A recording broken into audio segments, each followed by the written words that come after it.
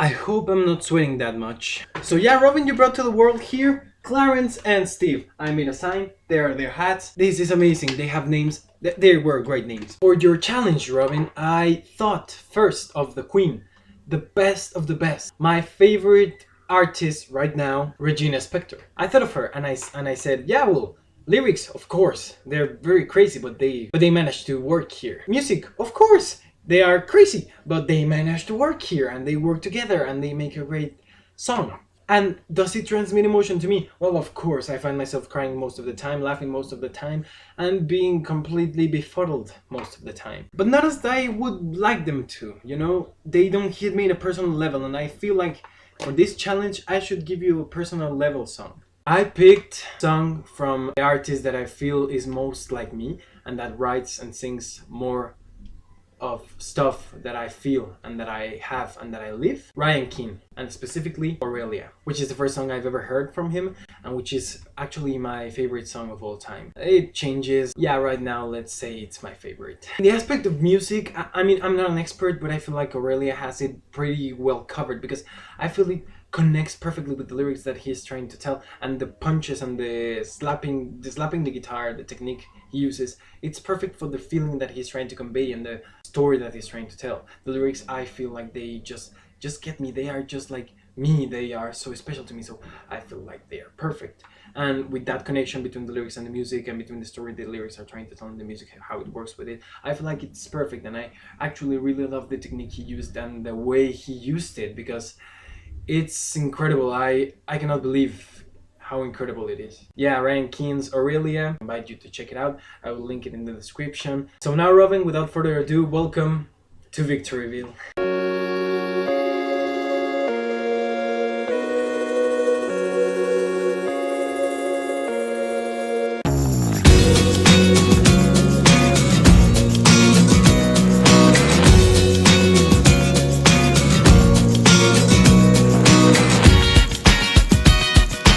Robin, the topic of this video occurred to me while I was watching my own video, so that is pretty self-centered. But I thought about how those talented guys really will never die. They will be immortal because their music and their essence and their presence will always be with us because they were the best and we admire them and we will love them forever until the next best comes, but always we will have this debate of who is better. Yeah, that way of immortalizing is one that really attracts me and one that I'm searching to achieve. But it got me thinking on actual immortality. So actual immortality would be the fact that you will never die, that you are unable to die, ever.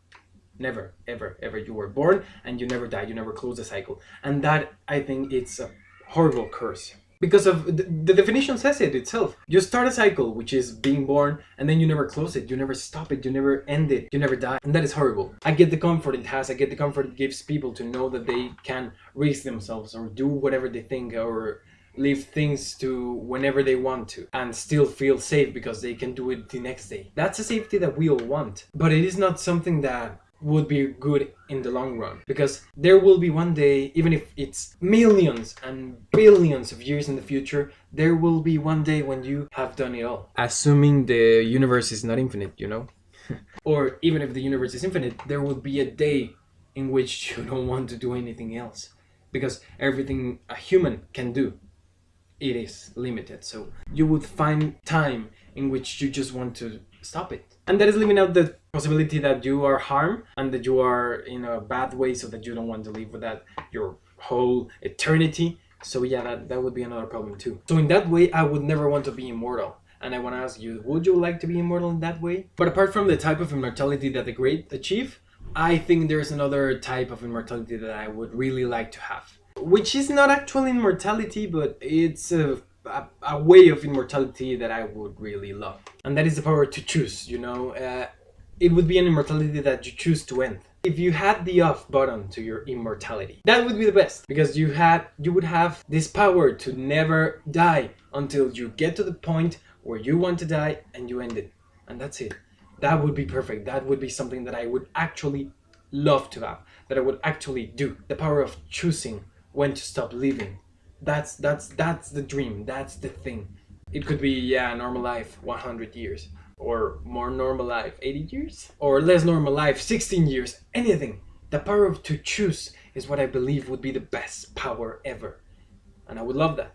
And I would have that, without a doubt. And Robin, while I was wondering about immortality, I found myself with a question or something, a fact that really stroked me and that really changed me a little bit. You cannot know that you're not immortal. There is no way that you can know that you're immortal. You know, the fact is that if you're not immortal, the only way to discover it right now is by shooting yourself or cutting yourself or jumping off a plane. And then, according to my beliefs at least, you would never know that you were not immortal. But in any case, if you are immortal, then that's the thing, you would have noticed then.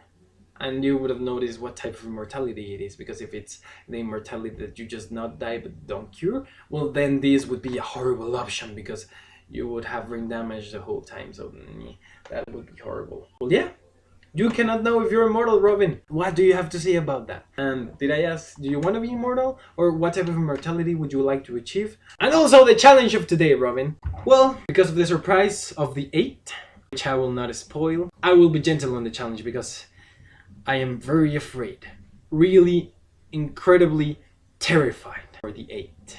So I will only challenge you to wear my tats next video. Just remember, left hand is easier, and make right hand. It's easier. Just have them next video, and that's it. Robin, see you Tuesday. Brace yourselves for the 8.